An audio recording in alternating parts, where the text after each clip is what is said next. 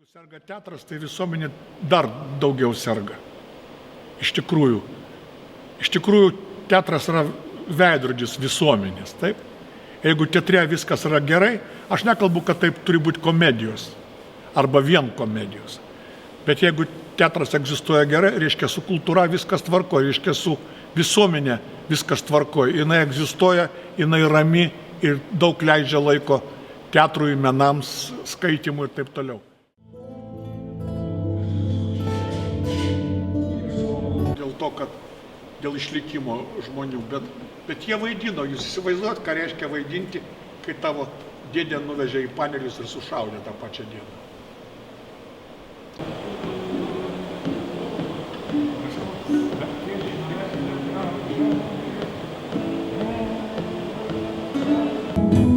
Ir lauks tavęs tuščia scena, bet tu jau niekad nebegrįši ir nebegrįš jausmai į širdį. Tu ėjai pavargęs ir lėtas, numylėtas tu, nemylėtas. Jei mokėtų, jei tik galėtų,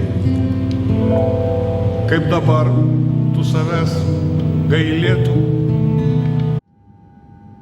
Teatras tokia yra vis tik tai mistinė vieta, kur energija niekur neišnyksta. Jinai siurbėsi į visas užuolaidas, į visas dekoracijas, į grindis, į žmonės.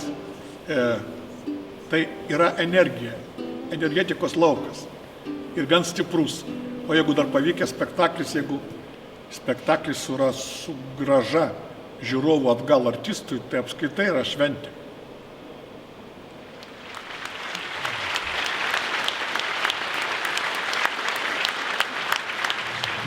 Tavęs aš lauksiu migloje, lauksiu lietuje, lauksiu lietuje, kantriai.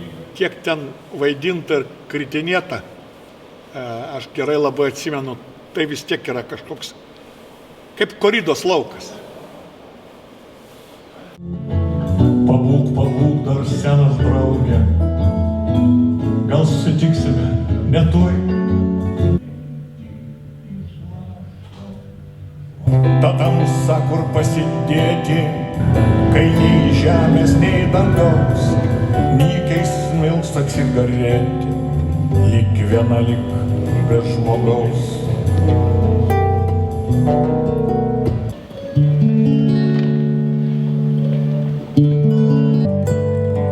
Jei sulijai nesigaili,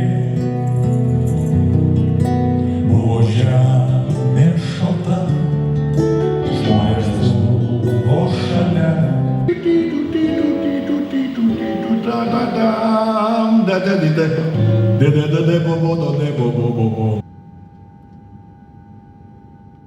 Ir nukristi šlapiam molį, jau beveik pelenai, ir beliks ranka numoti, kad kvailai.